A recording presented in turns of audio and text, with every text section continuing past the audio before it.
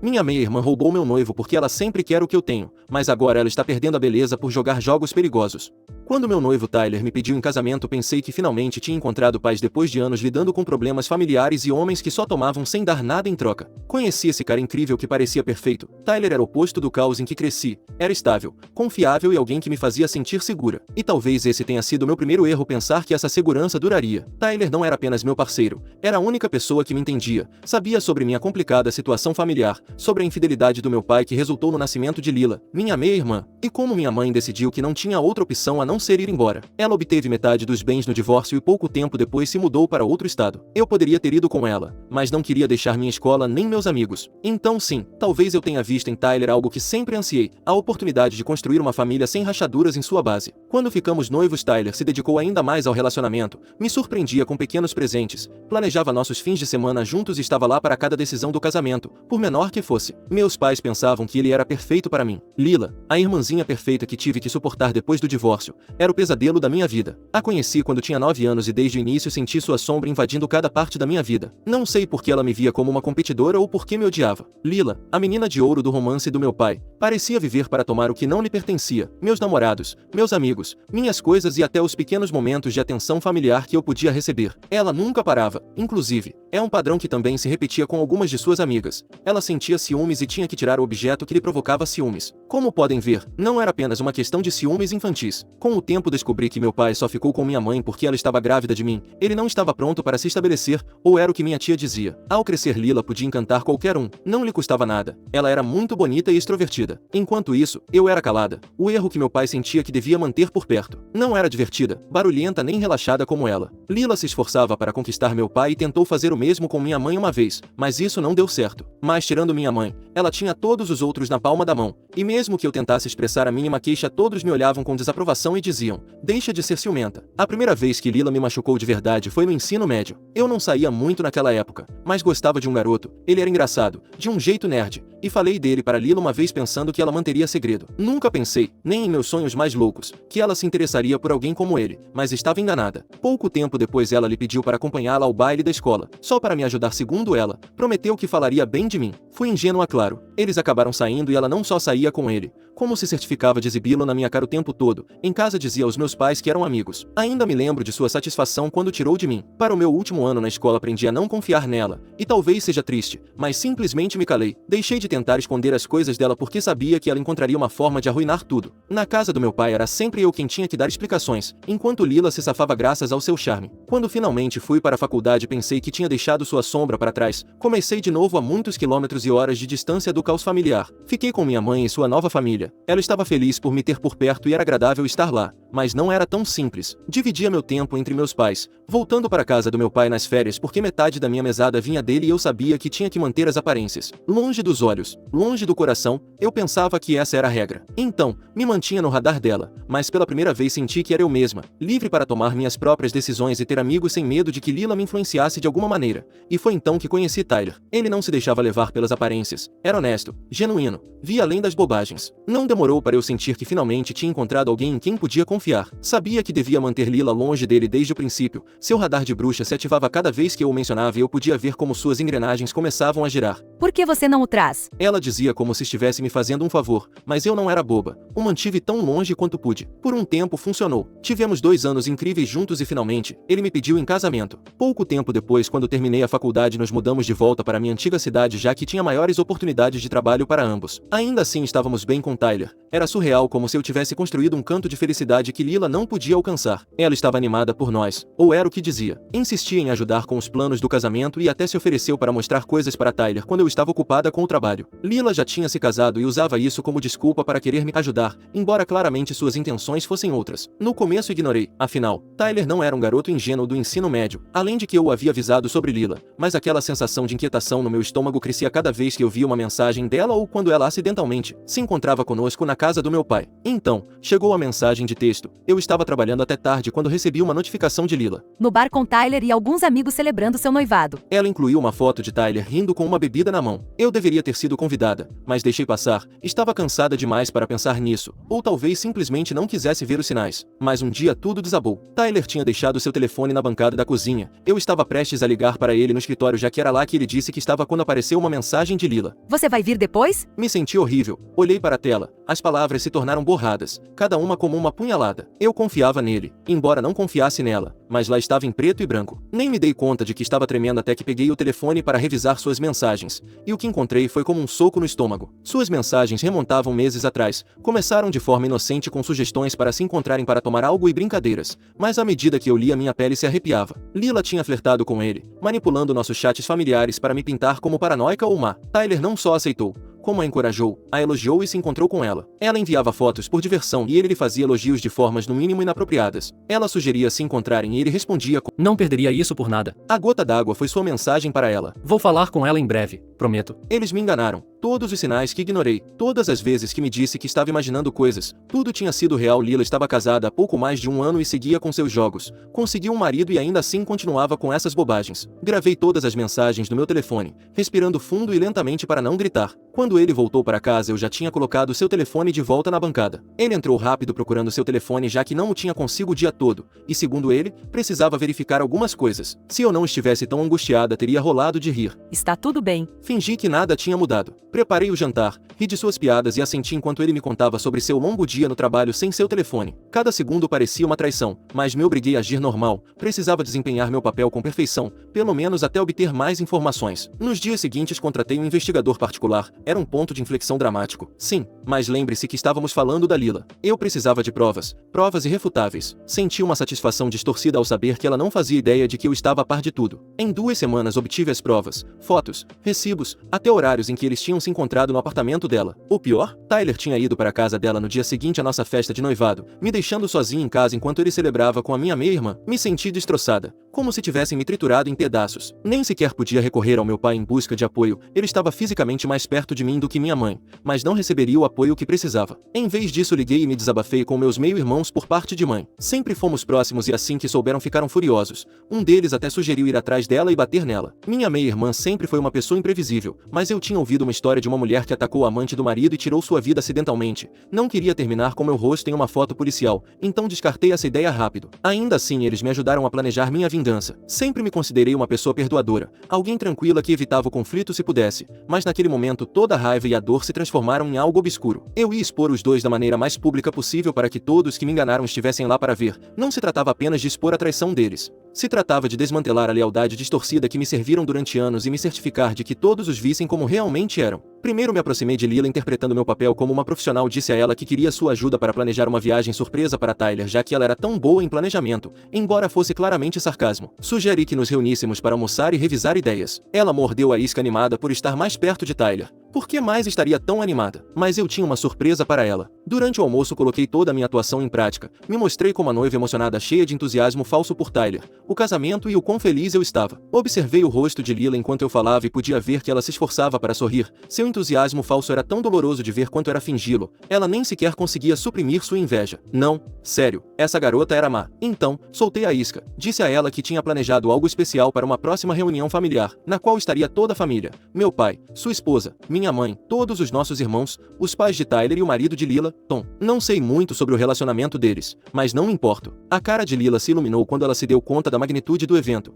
mas não tinha ideia de que estava prestes a estar no olho do furacão. Enquanto isso, eu estava preparando minha carta na manga, um pendrive com uma apresentação repleta de fotos, capturas de tela e recibos do investigador. Ele tinha reunido tudo o que eu precisava para destruir por completo a imagem de boa menina de Lila em frente a todos. O plano era simples, expô-los em frente a toda a nossa família e ao marido de Lila na tela grande onde supostamente seriam exibidas fotos de Tyler e eu. Eu queria vê-lo se contorcendo ao ver sua roupa suja sendo exposta diante de todos. No dia da reunião familiar, cheguei vestida para a ocasião. Recebi tantos elogios que pude ver porque ser chamativa às vezes te leva longe. Tyler estava lá interpretando o noivo perfeito e Lila se pavoneava como uma irmãzinha falsa com um sorriso forçado que só alimentava minha determinação. Quando todos estavam reunidos, me excusei em silêncio. Peguei o pendrive e o entreguei ao meu irmão, o cara do audiovisual. Ao voltar para o salão, senti todos os olhares sobre mim, mas eu estava concentrada. Meu olhar estava fixo em Lila e Tyler. Esperei que a sala estivesse completamente em silêncio, deixando que a tensão aumentasse. Todos esperavam ver fotos bonitas de Tyler e de mim. Tenho algo importante para compartilhar com todos. Comecei, e então me dirigi para reproduzir o vídeo. A cara de Lila ficou branca assim que a tela acendeu. Tyler levantou o olhar e seu sorriso desapareceu. Me voltei para Tyler e Lila com minha voz calma e controlada. Há tempo que sei que vocês dois se veem às minhas costas. Disse olhando diretamente para Tyler, sustentando seu olhar. As mensagens, os encontros, as noites no apartamento dela, tudo. A sala ficou em silêncio absoluto. A esposa do meu pai soltou um grito abafado, levando as mãos ao peito enquanto começava a compreender o que estava acontecendo. A cara do meu pai estava de um vermelho que eu nunca tinha visto, embora eu não pudesse dizer se era raiva direcionada a eles ou a mim. Tyler tentou dizer algo gaguejando, mas o silenciei com um olhar. Fui direto ao ponto. Uma a uma, passei os slides. Mensagens que mostravam suas conversas sórdidas, fotos deles juntos, recibos de todos os jantares secretos. Eles pensavam que tinham se safado. Era como repartir favores no seu próprio funeral. A sala explodiu em reações, mas a esposa do meu pai, a mãe de Lila, parecia querer desmaiar, ou talvez ter um ataque, ao ver tudo o que estava acontecendo. Os pais de Tyler, que sempre me trataram como sua própria filha, pareciam devastados. Meu pai tentou acalmar a todos, mas eu não tinha terminado. Me voltei para ele com voz firme e fria. Isso é o que acontece quando você permite que alguém como Lila se safe, recompensa por tudo que ela fez. Dirigi-me à esposa do meu pai. Você a cobertou por anos descartando minhas queixas como ciúmes enquanto Lila fazia o que queria. Tyler balbuciava desculpas que ninguém escutava, então começou a me insultar, a me chamar de todos os nomes que você possa imaginar. Seus pais o olhavam com absoluto desprezo. Enquanto isso, Lila estava sentada pálida com os olhos arregalados e as lágrimas começando a cair. Cada tentativa que fazia para se defender era ignorada. Seus soluços só se intensificaram ao se dar conta, não da magnitude de suas ações, mas do que significava estar do lado errado das pessoas. Finalmente disse minha última fala olhando diretamente para Tyler. Eu te amava, pensei que você era o único, e você jogou tudo fora por alguém que só quer o que não é dela. Então olhei para Lila. Espero que tenha valido a pena porque agora todos te viram exatamente pelo que você é, especialmente seu marido. Recolhi minhas coisas e tentei sair da sala em meio ao caos. Tyler tentou me seguir, mas seus pais o detiveram furiosos com sua traição. Lila começou a se aproximar de mim, queria brigar comigo, eu via isso em seus olhos, mas antes que pudesse fazer isso seu marido já estava sobre ela. Foi assim que consegui fazer uma saída limpa. Pude ouvir seu marido gritando com ela, exigindo explicações e a destruindo. Saí com a dignidade intacta sabendo que tinha destruído suas vidas. As consequências foram deliciosas. A família de Tyler praticamente o deserdou, enfurecidos por ele ter traído tanto a eles quanto a mim. Sua mãe me ligou depois implorando para que eu reconsiderasse e explicando como Tyler não tinha para onde ir. Ela até me ofereceu detalhes sobre os dramas da família dele, como se isso fosse mudar minha decisão, mas a ignorei. Quanto a Lila, sua vida se tornou o desastre que ela mesma causou. Seu marido entrou com um pedido de divórcio. Sua mãe obviamente a apoiou, mas deixou de justificar suas bobagens. Até nosso círculo de amigos em comum que antes a achavam a pessoa mais legal agora sabia a verdade e lhe deu as costas. Ela perdeu o respeito de todos e ficou enfrentando as consequências verdadeiramente sozinha pela primeira vez na vida. Minha mãe e sua família também não deixaram meu pai sem consequências. Eles também viram as fotos no chat familiar e o culparam por fazer vista grossa e permitir o pior comportamento de Lila. A família que ele via como ideal se desmoronou, substituída por reações de indignação e pela perda da lealdade que ele sempre teve como garantida. O irônico? Ele tentou se desculpar me oferecendo um carro novo, uma versão melhorada do que ele tinha dado a Lila anos atrás, o mesmo que eu queria, mas ela o convenceu a dar a ela. O recusei, mas ele ainda está no meu nome. Talvez eu mude de ideia mais tarde, mas por enquanto ele pode se afogar em seu arrependimento tentando e falhando em se aproximar da única filha sensata que lhe resta. O bloqueei, o deixando aprender da maneira mais difícil. E sua esposa? Não me importo com o que aconteça com ela, não perguntei a ninguém por ela. Na verdade me certifiquei de que ambos tivessem exatamente o que mereciam. Mas você deve estar se perguntando por que estou aqui se minha história já terminou. Uma amiga me disse que seria divertido perguntar se eu fui a vilã por tudo que fiz, já que ela costuma ler este sobredito e queria que eu contasse minha história. Então aqui estou. Sou a vilã por me vingar do meu noivo e da minha meia-irmã depois que eles me traíram?